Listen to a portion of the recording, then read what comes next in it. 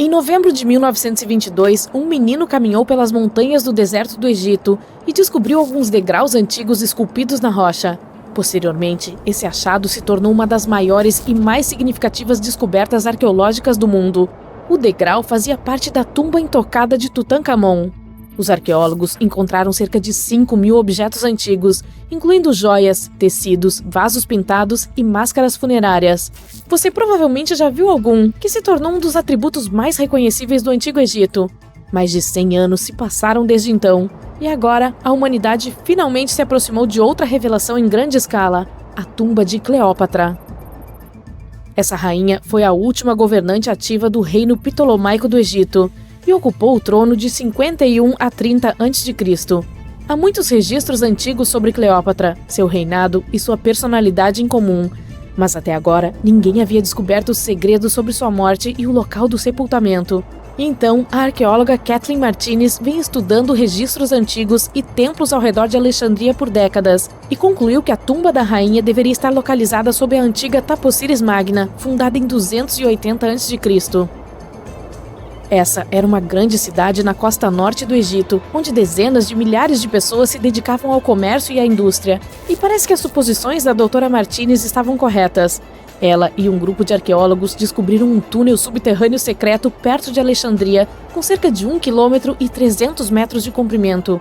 Ele foi cortado na rocha sob o templo de Taposiris Magna. Durante outras escavações, foram achadas muitas coisas que indicam que a tumba de Cleópatra está nas profundezas do local. Também é possível que ela esteja enterrada ali junto com o comandante romano Marco Antônio. De acordo com registros antigos, ele e Cleópatra se amavam e juntos se opuseram ao Senado romano, que declarou Marco Antônio um traidor. O fato de desastres naturais terem ocorrido no território de Taposiris Magna por milhares de anos pode complicar as escavações. Terremotos e inundações destruíram a cidade e possivelmente inundaram seus túneis subterrâneos. Mas os especialistas esperam que a antiga tumba permaneça intocada e que esconda muitos tesouros e registros sobre a vida real do Antigo Egito durante o reinado da última dinastia. Há uma chance de que as escavações sejam feitas debaixo d'água e na lama. Isso exigirá muito tempo e recursos financeiros, mas os arqueólogos têm certeza de que valerá a pena. De qualquer forma, é muito cedo para dizer que Cleópatra está realmente enterrada lá. Mas os cientistas encontraram muitas coisas no túnel que indicam o fato, incluindo vasos de barro, dezenas de moedas com a imagem dela e de Alexandre o Grande, bem como um busto com a imagem da rainha egípcia. Ela ainda é uma das personalidades mais populares do Egito e em pé de igualdade com Ramsés III e Tutankhamon, tendo inspirado muitos filmes, pinturas e livros. Mas o que a tornou tão popular? Ela ficou famosa por sua inconsistência. A monarca era uma governante bonita e inteligente que tirou o Egito da crise e o transformou em uma potência próspera. Textos árabes medievais dizem que ela conhecia química, matemática e filosofia e pode ter escrito vários livros científicos. Sabia vários idiomas e tinha excelentes habilidades diplomáticas. Ao mesmo tempo, há muitas lendas de que era uma mulher fatal que deixava muitos homens loucos. Entretanto, não há evidências de que sua beleza fosse incomparável. A imagem de uma modelo deslumbrante foi criada por Hollywood ao fazer vários filmes em que atrizes famosas a interpretaram. E o imperador romano Otávio, filho adotivo de Júlio César, criou especialmente a imagem de Cleópatra como uma sedutora insidiosa porque ele era seu inimigo. Embora tenha nascido no Egito, seus ancestrais eram gregos, entre os quais estavam um dos generais de Alexandre o Grande. Entretanto, o povo a amava. Ela aprendeu o idioma e era muito sensível às tradições do país. Conhecia bem a história, a mentalidade e os costumes locais, elevou o nível de sua economia e fortaleceu seu status como uma potência mundial. Grande parte disso foi possível graças à sua astúcia e imponência.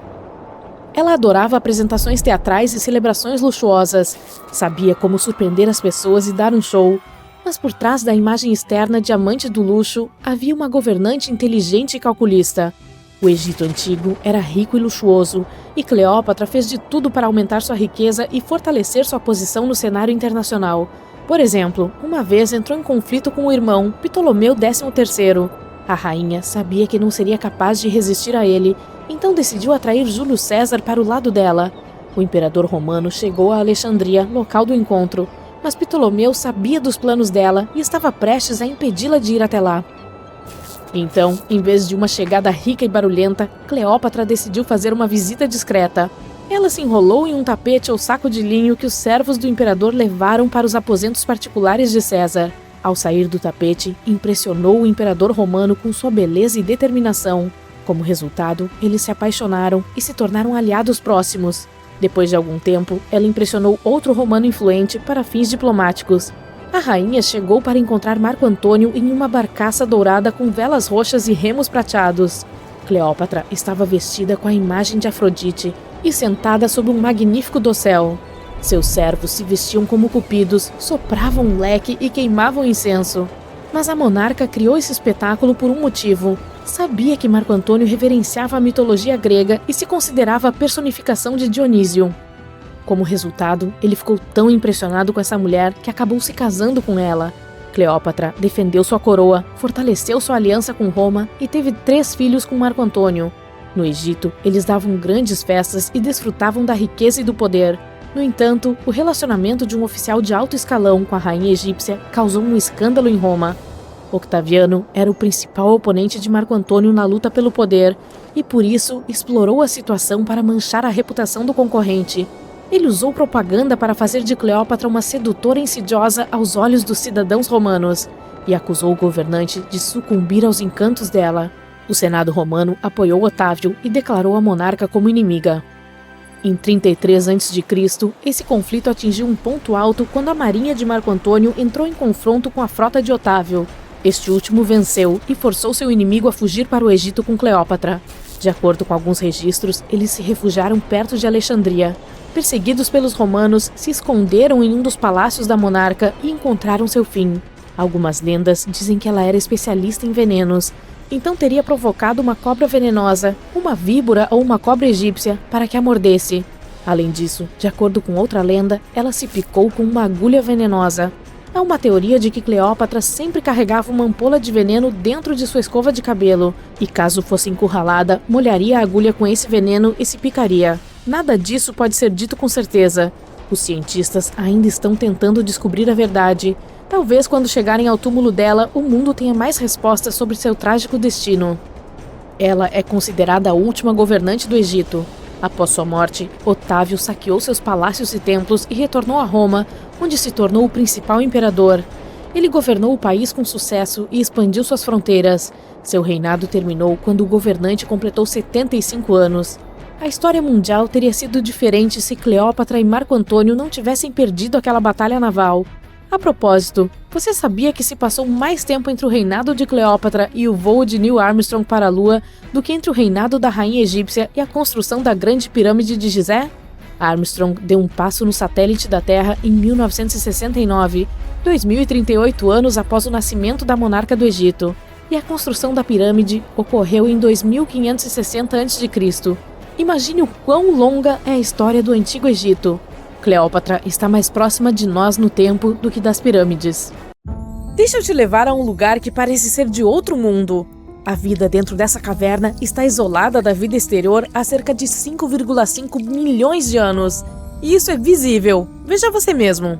Devido ao isolamento tão longo, as condições dentro da caverna Movile são como em nenhum outro lugar do nosso planeta. Um ecossistema único está florescendo lá, embora haja uma grande falta de luz solar dentro da caverna e o ar seja tóxico. A caverna, localizada a alguns quilômetros a oeste do Mar Negro, na Romênia, foi descoberta pela primeira vez em 1986. Atualmente, você só pode visitá-la se tiver uma permissão especial. Além disso, as cavernas centrais são protegidas naturalmente por túneis estreitos de calcário e poços verticais. Portanto, se você tem claustrofobia, é melhor não entrar nesse lugar. Nas profundezas da caverna, o ar tem 2 vezes menos oxigênio do que o ar externo. Em vez disso, ele contém muito dióxido de carbono e sulfeto de hidrogênio. Portanto, não é o ar mais fresco que se pode respirar. Também é escuro como o breu dentro da caverna.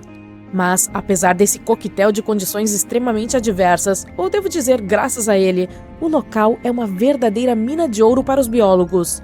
Surpreendentemente, a vida parece estar crescendo aqui. Em um estudo de 1996, os cientistas identificaram 48 espécies, sendo que 33 delas eram exclusivas da caverna. A maioria das criaturas que habitam a caverna é minúscula, com membros longos e antenas que as ajudam a navegar no escuro. Elas não têm visão e não possuem pigmento, e isso faz sentido. Por que você precisaria enxergar se vive na escuridão total? E por que precisaria ser bonito e colorido sem ninguém para vê-lo? Agora, vou levar você a outra caverna, que não é menos incrível, mas tem uma aparência muito diferente. Essa é a Caverna de Cristal Gigante, também conhecida como a Caverna dos Cristais, no México. Esses cristais gigantescos foram encontrados em 2000 por uma empresa de mineração depois que a água foi bombeada para fora da caverna.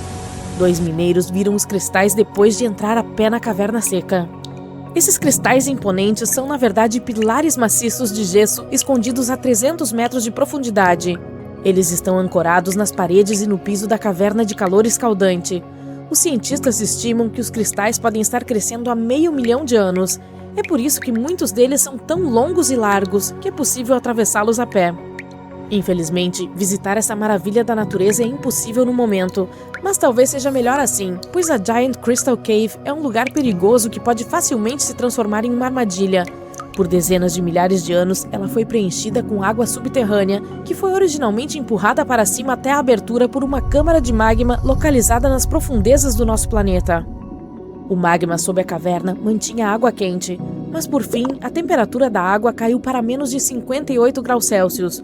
Como resultado, a água começou a se encher de cálcio e sulfato, cujas partículas se recombinaram em gesso. E então, cristais de cor branca tomaram conta da caverna, e como permaneceram submersos, puderam continuar crescendo. Não é preciso voar para o espaço para dar uma olhada mais de perto em um buraco negro. Os cientistas encontraram algo muito parecido com buracos negros no sul do Oceano Atlântico. Um buraco negro tem uma força gravitacional tão grande que quando algo é puxado para dentro, não tem chance de escapar. Nem mesmo a luz consegue sair de um buraco negro. Mas os buracos negros do oceano parecem ser quase tão poderosos quanto seus parentes espaciais. Mas em vez de capturar a luz, eles fazem o mesmo com a água. Os redemoinhos oceânicos são enormes redemoinhos que giram contra a corrente principal. Em geral, giram bilhões de toneladas de água, a maioria deles é maior do que uma cidade. Esses redemoinhos são tão poderosos que nada que esteja preso neles pode escapar. Mas o mais assustador é que você pode nem perceber que está entrando em um. Essas coisas são tão grandes que você não perceberá os limites até que seja tarde demais. Quando os cientistas começaram a explorar os vórtices oceânicos com a ajuda de satélites, descobriram as bordas de vários redemoinhos. Depois disso, conseguiram provar que matematicamente esses redemoinhos são o mesmo que misteriosos buracos negros no espaço. Os redemoinhos maciços são cercados por barreiras super apertadas, onde o fluido se move em circuitos fechados. Nem mesmo a água consegue sair de dentro desses loops. É por isso que os vórtices oceânicos apertados desempenham o papel de enormes contêineres. A água dentro deles pode ser totalmente diferente do oceano que circunda um redemoinho. E não estou falando apenas de sua temperatura. O teor de sal dentro e fora de um redemoinho muitas vezes também é diferente.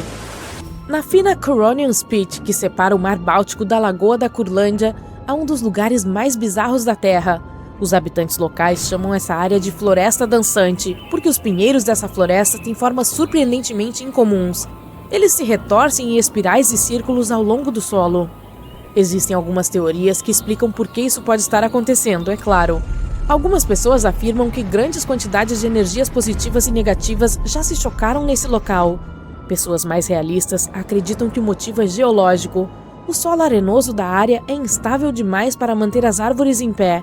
A mais popular é a ideia de que os ventos fortes que sopram da água influenciam o formato das árvores. De qualquer forma, os especialistas ainda não chegaram a uma conclusão. Veja estes círculos subaquáticos em plantações. Eles foram vistos pela primeira vez em 1995, perto da costa sul do Japão. Os mergulhadores locais chamaram essas estruturas de 2 metros de largura de círculos misteriosos. O enigma atormentou muitas mentes por quase 16 anos, até que o culpado foi finalmente descoberto. Imagine a surpresa dos pesquisadores quando descobriram que se tratava de um baiacu macho. O peixe precisa de um pouco mais de uma semana para construir um círculo, e a estética é obviamente crucial. Um macho está nadando dentro do círculo, cavando vales na areia com suas nadadeiras. Mas isso não é tudo. O peixe também usa conchas e corais para decorar partes específicas de seus círculos. Toda essa história de construir um círculo também tem uma finalidade prática. A maneira como o peixe macho nada empurra a areia em direção ao centro do círculo e cria um monte que depois serve como ninho. O próximo mistério da nossa lista está no Caribe. Ao largo da costa de Belize há um sumidouro gigante. Esse é o Grande Buraco Azul. Ele tem cerca de 305 metros de diâmetro e mais de 122 metros de profundidade. No passado, há muito, muito tempo, esse buraco era uma caverna.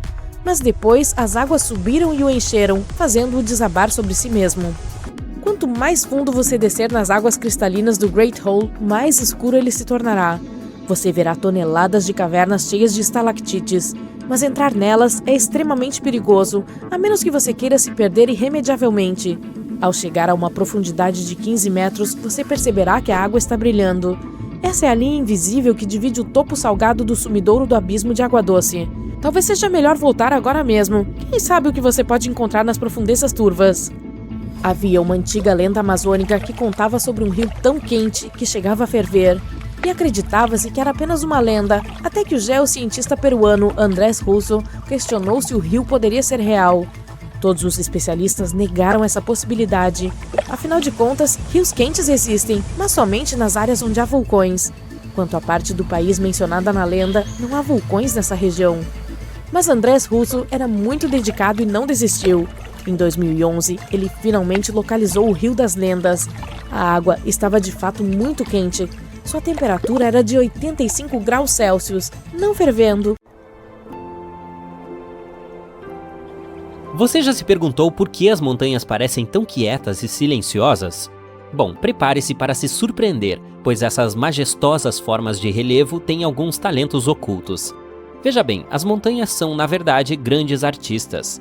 Elas têm suas próprias músicas e danças exclusivas. O que isso quer dizer e como funciona? Bom, vejamos. Prepare-se para uma revelação arrepiante. O Monte Everest tem uma sinfonia noturna secreta. E essa música misteriosa vai lhe causar arrepios na espinha. Quando a escuridão cai sobre o Himalaia, um estranho coro ecoa pelas geleiras que cercam o majestoso pico. Uma equipe de pesquisadores embarcou em uma missão para desvendar o mistério. Liderados pelo glaciologista Evgeny Podolsky, eles caminharam pelas temperaturas congelantes do Himalaia nepalês. Seu objetivo? Descobrir a origem desses ruídos de arrepiar. A equipe ficou maravilhada com o incrível tamanho e a beleza do Monte Everest. Durante o dia, o clima era agradável e eles podiam trabalhar confortavelmente. No entanto, quando a noite chegou, ficou extremamente frio, chegando a temperaturas de até menos 20 graus Celsius. Naquele momento, algo interessante aconteceu. O gelo da montanha começou a se quebrar e a emitir sons estrondosos que ecoaram pelo vale. Para solucionar o mistério, a equipe usou uma tecnologia avançada que normalmente é usada para medir terremotos. Eles colocaram sensores na superfície da geleira e ouviram as vibrações criadas. Também analisaram informações sobre temperatura e vento. Ao comparar todos esses dados, eles fizeram uma descoberta muito importante e incrível. O culpado por essa orquestra congelante é a diminuição repentina da temperatura. A superfície gelada da geleira é muito sensível a essas mudanças, fazendo com que ela rache e se divida com ruídos estrondosos. Essa descoberta ajuda os cientistas a entender como as geleiras se comportam em um mundo onde a mudança climática está se tornando mais acentuada. Essa aventura é muito importante porque fornece aos cientistas que estudam as geleiras e o clima em lugares distantes, como o Himalaia, informações muito valiosas. O derretimento das geleiras nessa área está ocorrendo muito rapidamente, e isso é um grande problema. É uma séria ameaça ao sul da Ásia. Pesquisas recentes mostram que as geleiras estão derretendo 10 vezes mais rápido nos últimos 40 anos, em comparação com os 700 anos anteriores. Mas esse não é o único motivo pelo qual as montanhas podem fazer barulhos estranhos. Outras montanhas também podem cantar suas próprias canções. Por exemplo, o Monte Cervino. Adivinhe só? Tudo ao nosso redor tem seu próprio ritmo especial. Os objetos vibram em determinadas frequências devido à sua forma e ao material do qual são feitos. Você provavelmente já viu isso antes com diapasões e taças de vinho. Quando são atingidos pela frequência certa, eles começam a tremer e a emitir sons. Mas aqui está algo interessante. Até mesmo as montanhas têm seu próprio ritmo. Elas vibram de sua própria maneira. Geoffrey Moore e sua equipe de cientistas aventureiros queriam descobrir se as montanhas podem dançar com sua própria música, assim como as pontes e os edifícios altos. Eles acreditavam que as formas especiais das montanhas poderiam fazê-las vibrar em determinadas frequências, o que é chamado de ressonância. Mas testar essa ideia não foi fácil. Ao contrário dos edifícios que os engenheiros podem sacudir ou das pontes que os veículos podem atravessar, as montanhas são enormes e duras. É difícil fazê-las se mover de propósito. Sem desistir, Moore e sua equipe assumiram um grande projeto. Eles queriam estudar como o tremor da Terra afetava o famoso Monte Cervino. Essa incrível montanha está localizada na fronteira entre a Itália e a Suíça. Ela se parece com uma pirâmide, é muito alta, atingindo cerca de 4.500 metros de altura. Tem 4 lados voltados para o norte, sul, leste e oeste. Com a ajuda de helicópteros, os cientistas colocaram dispositivos especiais chamados sismógrafo em locais específicos da montanha. Um deles foi colocado bem no topo e usava a energia solar para funcionar. Ele era tão pequeno quanto uma xícara de café. Outro sismógrafo foi colocado sob as tábuas do assoalho de uma cabana aconchegante na montanha. E um terceiro foi colocado na base da montanha para comparar as medições. Juntos, eles eram os pequenos observadores que registravam os movimentos da montanha o tempo todo. E eles finalmente detectaram um movimento.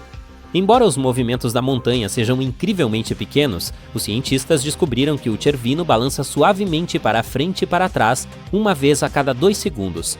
O que é realmente surpreendente é que o topo da montanha se move até 14 vezes mais do que sua base.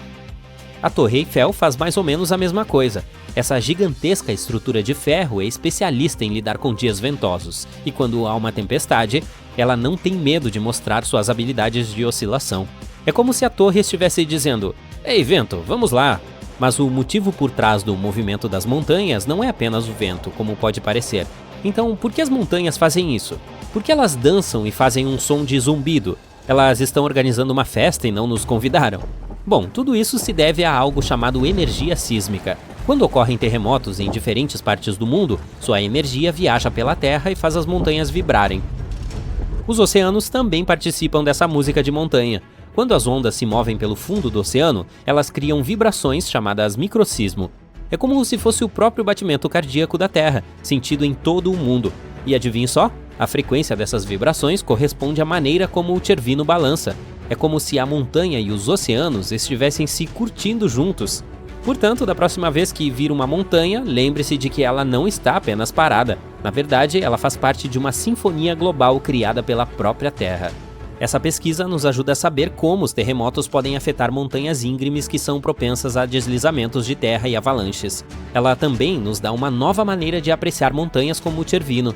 Elas têm suas próprias canções ocultas, balançando e vibrando ao som de uma melodia misteriosa nas profundezas da Terra. Mas tem mais uma coisa muito legal sobre as montanhas. Elas não apenas falam sozinhas, elas também podem influenciar a maneira como falamos. Acontece que os idiomas falados em áreas de alta altitude têm sons especiais que você não ouvirá em nenhum outro lugar. Depois de estudar 567 idiomas, os linguistas descobriram que 92 deles usam um tipo especial de som chamado ejetivo. Esses sons são produzidos quando o ar é expelido com força pela parte posterior da garganta. Isso cria explosões de fala que conferem a esses idiomas sua distinção. Os cientistas ficaram realmente surpresos com essa conexão. Esses sons, como o forte K em K, não são comuns nos idiomas ingleses ou europeus, mas alguns idiomas indígenas da América do Norte e da área entre o Mar Negro e o Mar Cáspio os têm. O que é ainda mais intrigante é o fato de as línguas tibetanas faladas nas montanhas não usarem ejetivos. Os linguistas estão curiosos para desvendar esse mistério e aprender mais sobre a relação entre as montanhas e o idioma. Então, por que alguns idiomas falados nas montanhas têm sons especiais? Bom, isso é um pouco misterioso, mas os pesquisadores têm algumas ideias interessantes. Uma ideia é que esses sons podem ajudar as pessoas a evitar que suas gargantas fiquem secas quando falam no ar seco das montanhas. Outra ideia é que a pressão do ar mais baixa lá em cima facilita a emissão desses sons. Mas os cientistas ainda estão descobrindo o verdadeiro motivo, embora alguns especialistas não estejam totalmente convencidos dessa explicação. Eles dizem que, embora a geografia possa influenciar o idioma, há outros motivos pelos quais os idiomas podem ser semelhantes, como o empréstimo de palavras de idiomas próximos ou a proximidade entre eles. Mas mesmo assim, essa pesquisa nos proporcionou algumas percepções surpreendentes.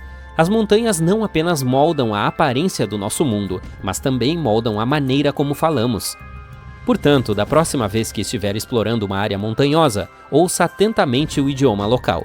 É possível que você ouça sons e palavras únicos que são influenciados pelas próprias montanhas. É como se a natureza estivesse compartilhando seus próprios... Imagine que você decidiu fazer uma viagem de carro à moda antiga. E com isso eu quero dizer que será sem a ajuda de qualquer tecnologia. O quê? Então você vai à loja de conveniência mais próxima e compra um mapa de cada estado pelo qual planeja passar. Você os prende no assento do passageiro ao seu lado e sai em sua aventura.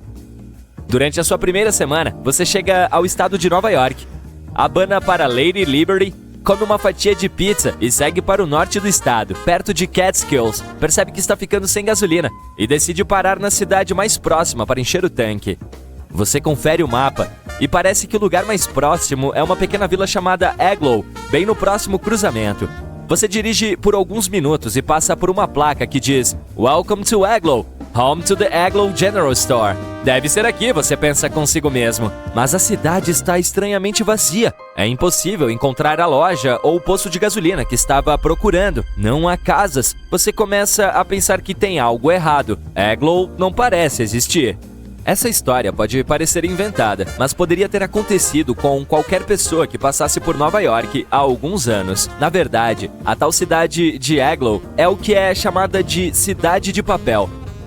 Existem várias dessas em todo o mundo, mas Aglow é talvez a mais famosa. Cidades de papel são basicamente cidades falsas, ou seja, elas não existem. São ovos de Páscoa colocados lá por cartógrafos como uma espécie de armadilha de direitos autorais. Mapas são difíceis de fazer. Para criar um mapa do zero, são necessários anos de trabalho de campo ou análise de fotos de satélite. É por isso que o plágio sempre foi muito comum entre os cartógrafos. É muito mais fácil redesenhar as mesmas características geográficas de um mapa para um novo mapa, e é difícil ser pego. As pessoas estão, afinal, desenhando exatamente o mesmo mundo. É por isso que os cartógrafos inventaram uma maneira de pegar indivíduos roubando seus dados. Alguns cartógrafos podem incluir uma montanha maior do que realmente é. Outros podem adicionar uma ligeira curva em uma estrada onde, na realidade, não tem. Por exemplo, no início da década de 1970, um pico de montanha falso apareceu em alguns mapas do condado de Boulder. A adição desse pico anteriormente desconhecido, chamado Monte Richards, aos mapas locais, começou a confundir os alpinistas do Colorado na época. Descobriu-se que o Monte Richard era uma dessas armadilhas de direitos autorais, colocada lá por um cartógrafo local chamado Richard Ciatti. Digamos que ele deve ter decidido prestar uma homenagem a si mesmo com essa pequena adição. Agora, adicionar uma cidade de papel é talvez uma das soluções mais extremas, uma que os cartógrafos esperam que passe despercebida. Mas não é isso que geralmente acontece, o que nos leva de volta à história de Aglow. Os cartógrafos Ernest Alpers e Otto Lindbergh,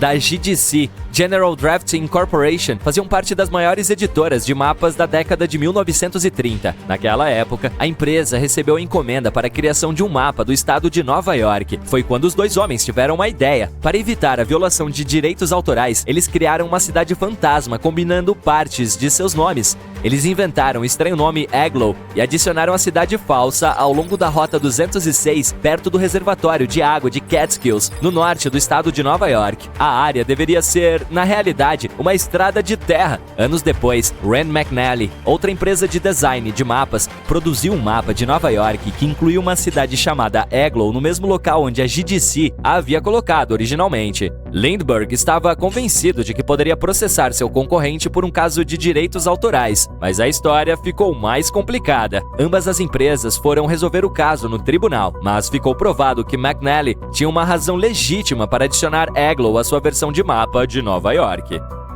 A fim de fabricar seus mapas, McNally fez uma pesquisa completa sobre imóveis e estabelecimentos localizados em cada cidade existente.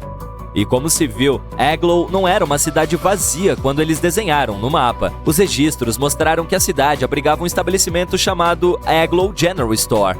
Claro, era o único prédio da cidade, mas isso foi o suficiente para os cartógrafos acreditarem que tal cidade realmente existia. Eles colocaram Aglow no mapa como adicionariam qualquer outra cidade com estabelecimentos físicos. Parecia que eles não estavam infringindo nenhum direito autoral se essa cidade de papel de alguma forma tivesse saído do papel. A reviravolta da trama é que Alpers e Lindbergh, da GDC, nunca poderiam ter previsto que alguém decidiria ocupar uma cidade inventada. Mas aconteceu. Um dia, alguém comprou um mapa em um posto de gasolina regional que tinha Aglow marcada. A pessoa queria abrir uma loja mais ou menos onde Aglow existia. então decidiu nomear a loja em homenagem à cidade. Eles confiaram na precisão do mapa que compraram e chamaram seu estabelecimento de Agloe General Store. Afinal, porque haveria uma cidade inexistente em um mapa oficial? A loja não durou muitos anos, apenas o suficiente para transformar essa história em uma bagunça. Contudo, essa confusão toda transformou Agloe em uma cidade fictícia super famosa. Ela se transformou até em um ponto turístico, com pessoas vindo de todos os Estados Unidos para tirar uma foto na placa de boas-vindas da cidade. Agora, como dissemos antes, as cidades de papel são abundantes ao redor do mundo e ao longo do tempo também. Um documentário da BBC de 2005 revelou que a cidade de Londres sozinha tinha mais de 100 pequenas ruas falsas ou ruas de papel. Por exemplo, a chamada Moat Lane é supostamente uma estrada curva em Finchley, norte de Londres, mas se você decidir conhecê-la, não encontrará nada além de árvores e jardins. E quanto a Ergelton, uma cidade no norte da Inglaterra, ou mais precisamente um campo vazio no nordeste da Inglaterra, Ergelton existiu por um tempo no Google Maps. Havia listas de hotéis e apartamentos para alugar na cidade. Bom, a única coisa é que eles não ficavam realmente em Ergelton, mas sim em vilas próximas. Acredita-se que o Google Maps importou essas ruas falsas para seu banco de dados, pois eles usaram atlas de renome protegidos por direitos autorais como fontes. Mas à medida que a verdade sobre essas ruas de papel surgiu, a empresa mais tarde as excluiu. Se voltarmos no tempo algumas centenas de anos, encontraremos outra história misteriosa envolvendo uma possível cidade de papel. No entanto, esta não é uma cidade pequena em um cruzamento, mas sim uma ilha inteira. A ilha de Bermeja foi considerada uma pequena ilha habitada.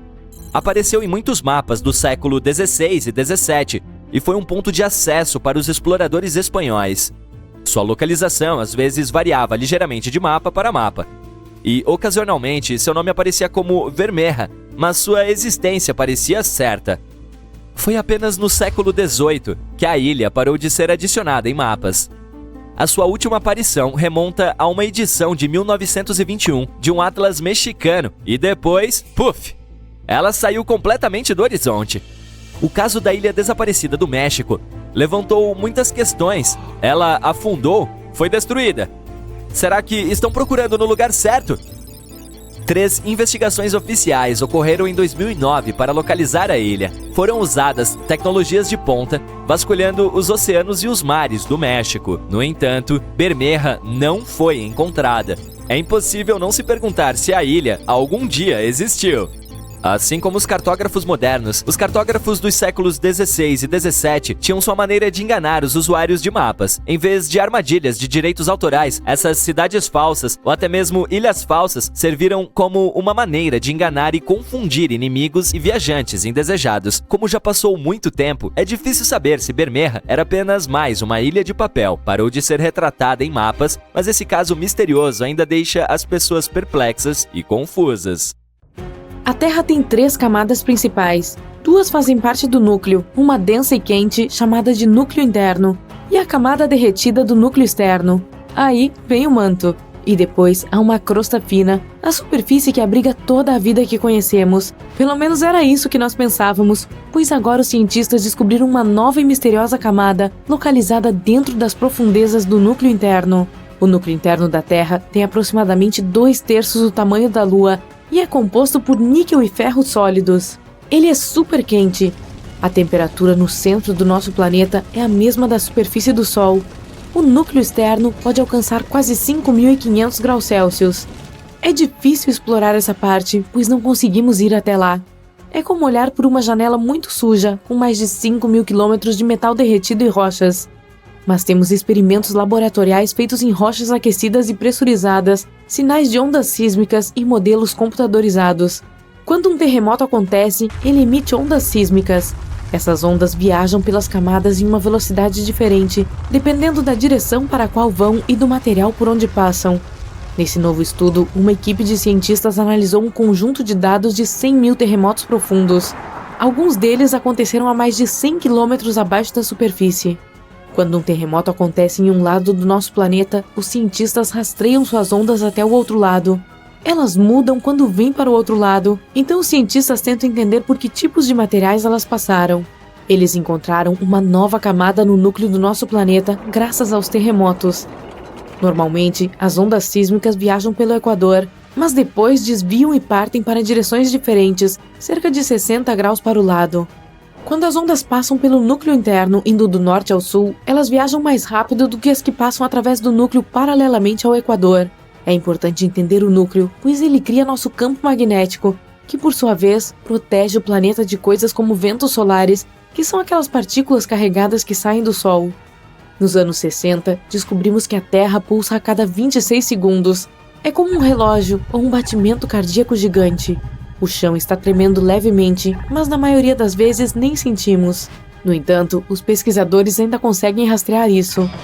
Alguns acham que a plataforma continental vem como uma enorme quebra de onda abaixo dos oceanos. Por exemplo, a parte mais alta da América do Norte fica sobre uma profunda planície abissal. Uma teoria diz que as ondas atingem esse ponto, produzindo pulsações regulares. É como ter todos os tipos de bateria. Você precisa bater em todas com as mãos e esbarrar acidentalmente naquele ponto que produz aquele som harmônico para sacudir nosso planeta inteiro. Se essa teoria for verdadeira, temos sorte por não haver muitos pontos como esse capazes de sacudir a Terra. Outros cientistas acreditam que a pulsação acontece porque existe um vulcão perto de um ponto crítico, a ilha de São Tomé, no Golfo do Biafra. Você está caminhando, correndo, saltando, mas quando para, sempre dá aquela sensação de que você está inerte. Na verdade, você está se mexendo mesmo quando está parado feito uma estátua, pois o nosso planeta está sempre em movimento. Dependendo de onde você estiver, pode estar girando pelo universo a mais de 1.600 km por hora. Se você estiver no Equador, se moverá mais rápido ainda. Digamos que você tem uma bola de basquete girando sobre o seu dedo. Olhe para o equador dela. Qualquer ponto dessa linha tem muito mais a percorrer em um giro do que qualquer ponto próximo do seu dedo. Isso significa que a parte do Equador está se movendo com mais rapidez. A Terra é um planeta que se recicla o tempo todo. O chão sobre o qual pisamos é reciclado. O ciclo das rochas do nosso planeta transforma rochas de um tipo em outro. Esse ciclo nunca para. As profundezas do nosso planeta estão cheias de magma. Quando ele emerge para a superfície, endurece e se transforma em rocha. Processos tectônicos, como atividades vulcânicas, terremotos, formação de montanhas e todos os outros processos que moldam a superfície do nosso planeta, fazem essa rocha emergir do núcleo terrestre. Quando a rocha está sobre a superfície, a erosão a molda e apara suas pontas. Depois, essas pequenas partículas sedimentam.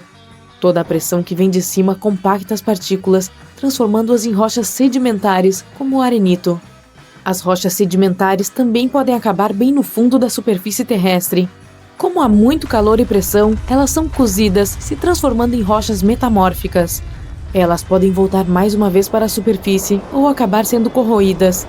Às vezes, as placas da crosta estão se empurrando uma sob a outra, e assim as rochas acabam se transformando em magma de novo. Até agora, exploramos apenas 5% dos oceanos, então o próprio oceano e a vida abaixo do fundo do mar ainda são um mistério.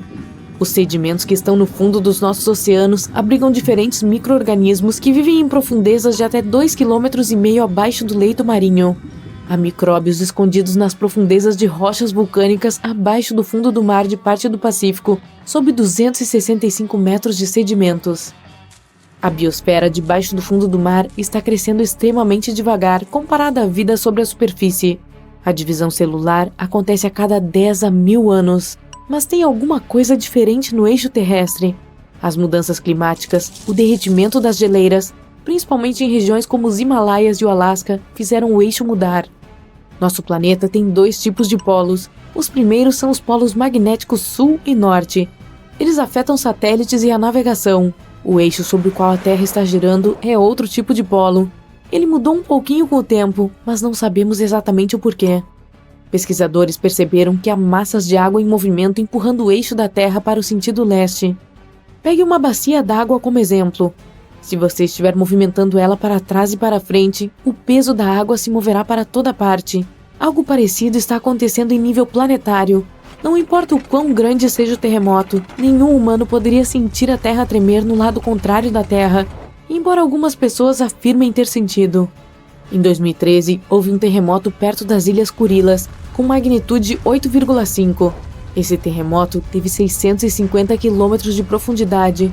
Foi tão forte que quem morava na Austrália relatou ter sentido o chão balançar. O terremoto mais forte aconteceu no Chile em 1960, com magnitude 9,5. A zona de ruptura se esticava de 500 a quase 1.000 quilômetros pela costa do país.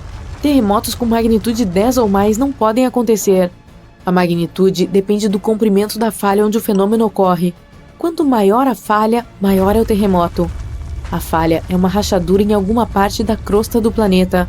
Ela tem rocha dos dois lados e ela se sobrepõe. Ainda não encontramos uma falha comprida o suficiente para gerar terremotos com magnitude 10 ou mais. Se isso acontecesse, o efeito se estenderia por grande parte do nosso planeta. Um terremoto com magnitude 12 exigiria uma falha maior que o nosso planeta. Um lado da Terra está ficando mais frio que o outro. O planeta tem um sistema que o mantém quente por dentro, um interior vermelho, quente e líquido na profundeza da superfície. Ele gira e, ao mesmo tempo, gera um campo magnético e a gravidade. Assim, o núcleo terrestre prende a atmosfera perto da superfície do planeta. A Terra também absorve calor do Sol e grande parte dele fica na superfície. Esse calor não se espalha igualmente em todas as partes do planeta. Um lado dele, o hemisfério pacífico, está perdendo calor mais rapidamente que o outro, o hemisfério africano.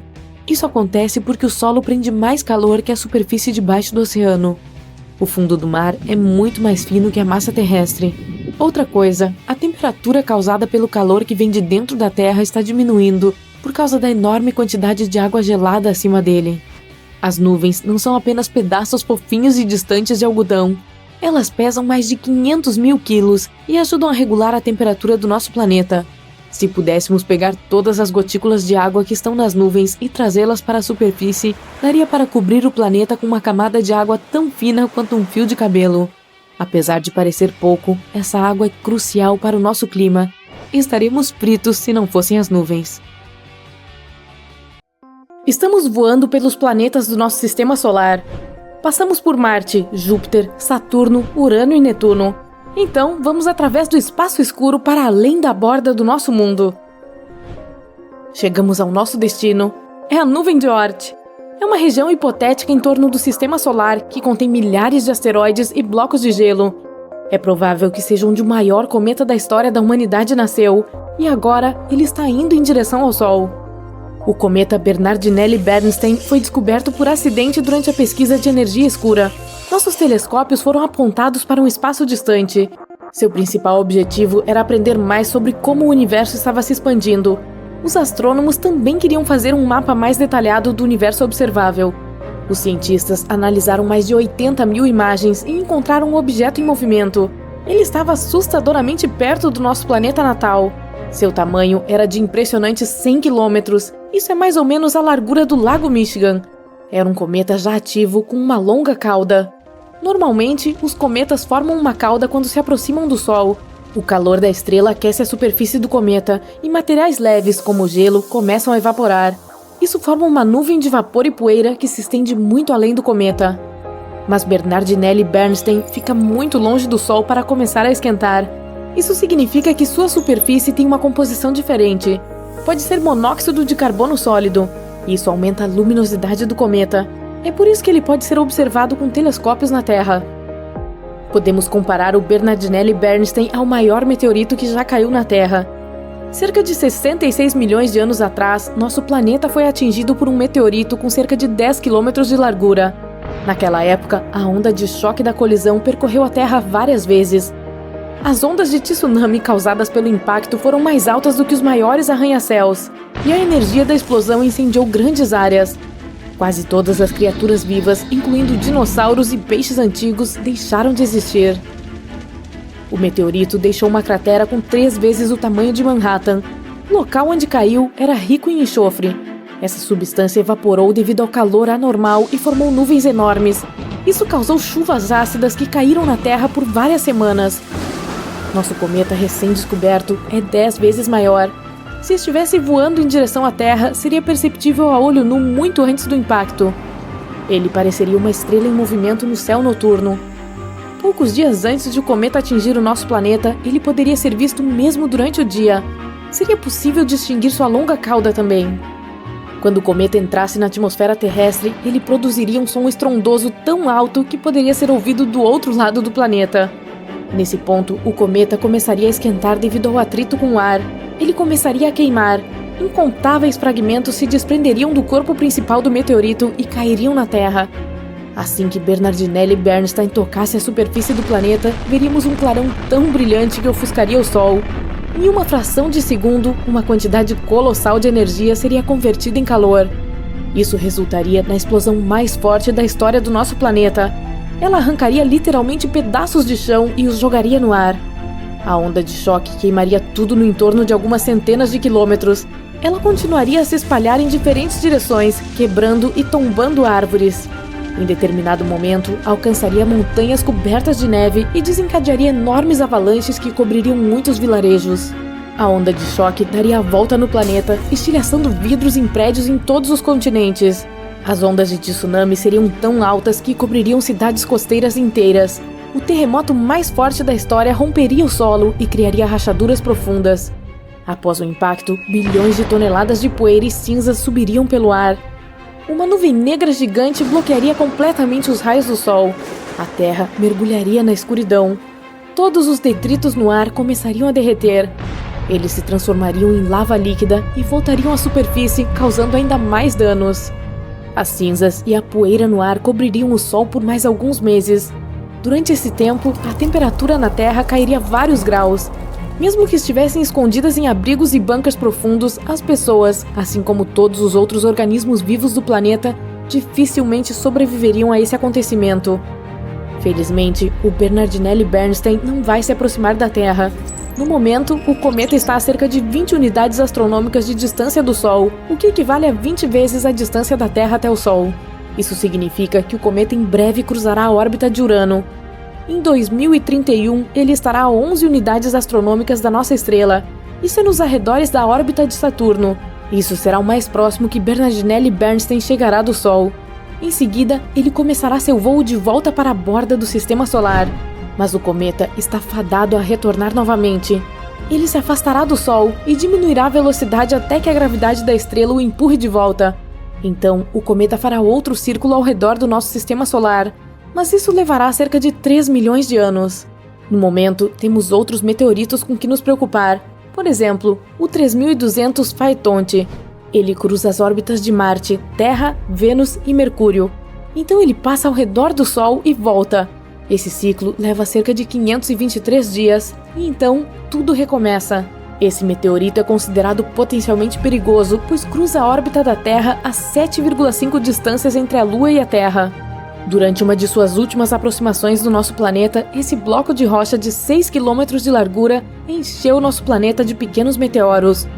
Como o asteroide passa frequentemente pelo Sol, sua superfície provavelmente se parecerá com o fundo seco de um pântano de lama. Ele é coberto de escamas e rachaduras. Ao passar pela Terra, essas escamas se rompem e causam chuvas de meteoros. Mas o maior asteroide potencialmente perigoso é o 1999 JM8. Ele tem o tamanho aproximado de 77 campos de futebol e passa pela Terra a 9 distâncias lunares. Sua menor aproximação do nosso planeta acontecerá em agosto de 2137. Se esse meteorito atingisse a Terra, um continente inteiro poderia ser destruído. O resto do mundo teria tsunamis gigantescos, mas sobreviveria ao acontecimento. Então, naturalmente, os cientistas estão pensando em maneiras de proteger o planeta de tal desastre. A primeira solução é um Big Bang controlado. Uma das leis da física diz que se você aplicar alguma força em uma direção, ela causará uma reação na direção oposta. Portanto, se detectarmos um asteroide prestes a colidir com a Terra, precisaremos enviar um foguete na direção dele. Dessa forma, produziremos uma explosão controlada, não dentro, mas logo acima da superfície do corpo celeste. A explosão será direcionada para cima e o asteroide se deslocará para baixo. Mesmo essa pequena mudança seria suficiente para alterar a trajetória do asteroide, e então ele voaria passando pela Terra. Outra forma é enviar um objeto pesado, como uma nave espacial, em direção ao corpo espacial. Cada objeto pesado tem sua própria gravidade. Portanto, a espaçonave terá que voar perto do asteroide, o que atrairá a nave para sua superfície. Mas os motores da espaçonave resistirão. A nave começará a puxar o asteroide na direção oposta. Isso mudará a trajetória do asteroide e nosso planeta permanecerá intacto. Também podemos colidir o asteroide com a nave espacial. BAM! Ou podemos construir uma estação espacial, como a EEI. Ela seria equipada com um monte de lentes de aumento enormes. Enviaríamos a estação para mais perto do Sol e começaríamos a procurar asteroides potencialmente perigosos. Em seguida, apontaríamos todas as lentes para que os raios do Sol se concentrassem na rocha gigante. O calor começaria a evaporar a matéria da superfície do asteroide. É aí que a física entraria em jogo novamente. A matéria evaporaria para cima e o asteroide se moveria para baixo. Também poderíamos envolver o asteroide em uma película reflexiva, algo como o papel alumínio. Normalmente, os corpos espaciais absorvem a maior parte dos raios solares. Mas se o asteroide fosse coberto por alumínio, os raios iriam refletir na sua superfície. Isso criaria uma força de tração fraca, que deve ser suficiente para evitar a colisão. E, é claro, poderíamos anexar motores de foguete ao asteroide. Dessa forma, poderíamos não apenas alterar sua trajetória, mas também controlá-la. Mas isso dependeria do tamanho dele e do número de motores. Então aí está você. Você dirigiu por horas durante a noite. Não teve chance de dormir e sua mente está no limite. Você para o carro e sai para esticar as pernas. E aí, olha para o céu e vê um lindo nascer do sol. Uau! Espere! Tem 3 sóis no céu. Você esfrega os olhos, mas não! Ainda há 3 estrelas brilhantes no céu. Não, nossa estrela não foi rasgada em 3 pedaços. Nem foi visitada por 2 outras estrelas. Isso é chamado de parélio. Ocorre principalmente durante geadas severas. Pequenos cristais de gelo no céu distorcem a luz. Como resultado, você pode ver 3 pontos brilhantes no céu em vez de apenas um. Este fenômeno é oficialmente chamado de halo. Normalmente é apenas um círculo ao redor do Sol. Você também pode observar um halo à noite. Basta olhar para um poste de luz e você verá um círculo brilhante ao redor dele. Às vezes, um halo pode assumir uma forma mais elaborada. Se houver muito gelo no ar, a luz ficará ainda mais distorcida, exatamente como em uma sala com uma dúzia de espelhos. Então, o halo pode assumir a forma de um olho humano. Por causa desse fenômeno, um falso amanhecer também pode ocorrer. Enquanto você olha para o horizonte, o amanhecer começa e a borda do Sol aparece. Um pouco mais e... espere, o Sol começa a se dissolver no céu. Após alguns momentos, está escuro novamente. E apenas 1 minuto depois, o verdadeiro Sol mostra sua face. Foi o mesmo efeito de curvatura de luz que você viu antes com os 3 sóis. Só que agora, a luz é curvada verticalmente e não horizontalmente. E em vez do Sol de verdade, o que apareceu foi o seu reflexo em cristais de gelo no céu. Mas um nascer do Sol com 3 estrelas no horizonte é possível. Não na Terra, mas a 340 anos-luz de distância. Há um sistema solar no centro do qual se esconde uma estrela com quase o dobro do tamanho do Sol. E há 2 pequenas estrelas orbitando ao redor dessa gigante. De longe, elas parecem halteres. Este estranho mundo também tem um planeta. O pôr do Sol e o amanhecer lá realmente acontecem com 3 estrelas. Se você levasse sua cara metade a um banco do parque para assistir ao pôr do Sol lá, seu encontro seria bem sucedido. Seja lá o que isso signifique. Agora você está em casa, assistindo ao YouTube ao som de uma tempestade. De repente, você ouve uma janela quebrando e todas as luzes da casa se apagam. Você vê um raio de luz brilhante sob a porta da sala adjacente. Você abre a porta e vê uma esfera de relâmpago do tamanho de uma bola de basquete. Ela está pendurada, ocasionalmente lançando minúsculos relâmpagos para os lados. Depois de alguns instantes, a bola voa em direção à janela pela qual chegou aqui. Você acabou de testemunhar um raio ou relâmpago globular. Nome inteligente. Esse fenômeno foi observado em diferentes partes do mundo e toda vez deixou as pessoas assustadas. Em 1753, um experiente marinheiro subiu no convés de um navio. Ele olhou para fora e viu uma grande bola de fogo azul sobre a água. Os marinheiros queriam se virar e alcançar esse orbe místico, mas estava indo rápido demais. E antes que pudessem mudar de curso, a bola voou para cima a uma velocidade tremenda. Aí, houve uma explosão poderosa da força de 1000 canhões. A explosão rasgou o topo do mastro do navio e vários marinheiros foram jogados para trás pela onda de choque. No mesmo instante, o orbe desapareceu, deixando para trás apenas um cheiro horrível de enxofre. E um caso recente ocorreu na Europa Oriental. Durante uma tempestade, um raio globular atingiu a casa de uma mulher. A mulher permaneceu imóvel e a bola azul voou direto sobre sua cabeça. O relâmpago então atingiu a fiação elétrica dentro da parede e desapareceu. Mas apesar das alegações de testemunhas, os raios globulares ainda são um fenômeno não confirmado. E mesmo que realmente existam, não podemos explicar como se formam. Alguns cientistas até conseguiram criar raios globulares em laboratório, mas essas esferas não eram estáveis e não eram nada parecidas com o que as testemunhas descreveram. Seguindo em frente, essa nuvem parece um dinossauro e essa parece um gato. E isso... Uau, parece que essas nuvens estão caindo! Ufa, é apenas uma nuvem Mammatus. Sua forma realmente a faz parecer pedaços de nuvens prestes a cair no chão. Bom, isso não vai acontecer, mas é melhor você começar a procurar proteção mesmo assim. Essas nuvens são um sinal de que uma forte tempestade está chegando. É necessário muito ar úmido com cristais de gelo na parte superior e ar seco na parte inferior para criar essas nuvens. Então, correntes verticais de ar aparecem entre essas camadas, e essas correntes fazem as nuvens tomarem a forma de um cérebro humano. E essa nuvem gigante parece uma cúpula que vai cobrir uma cidade inteira.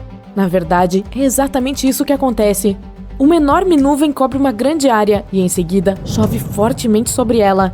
Às vezes, a frente dessa nuvem assume uma forma bizarra, como nessas fotos.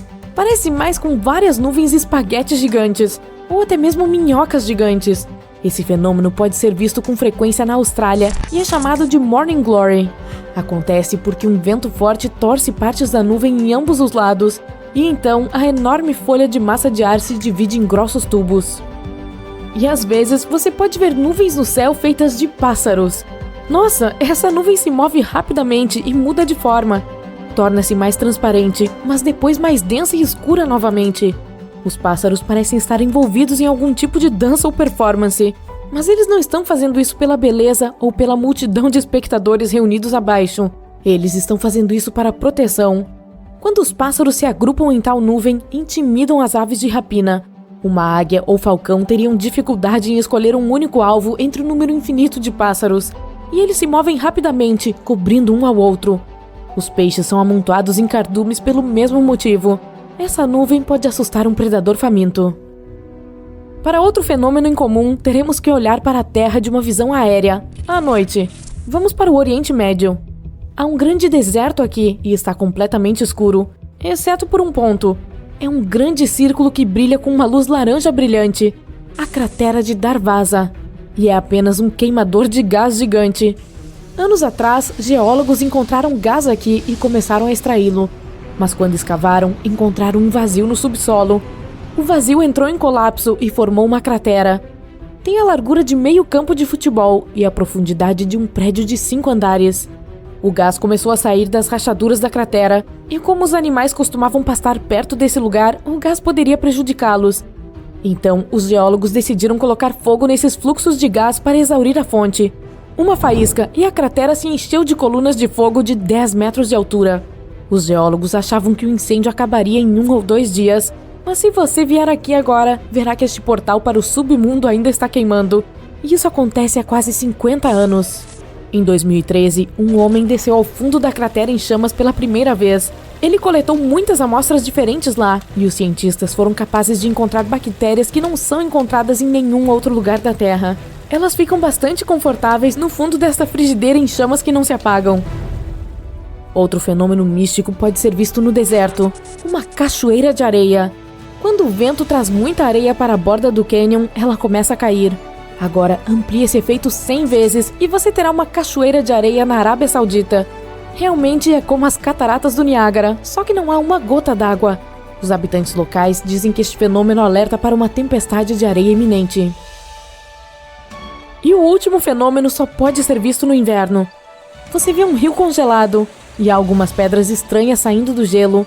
Mas quando se aproxima, você fica com medo, porque não é uma pedra, mas sim o focinho de um crocodilo. Não se preocupe, ele não pode pular de debaixo do gelo e dar uma mordida em você. E o animal não está passando dificuldades, como você pode pensar. Os crocodilos não conseguem respirar debaixo d'água e precisam subir constantemente à superfície para respirar. Mas quando a água congela, isso se torna impossível. Assim, os crocodilos colocam o nariz para fora antes de fortes geadas e deixam metade do corpo na superfície. Dessa forma, eles podem respirar com segurança. Além disso, o gelo e o ar frio resfriam os crocodilos e desaceleram seu metabolismo. É assim que os crocodilos podem sobreviver aos tempos de frio e fome.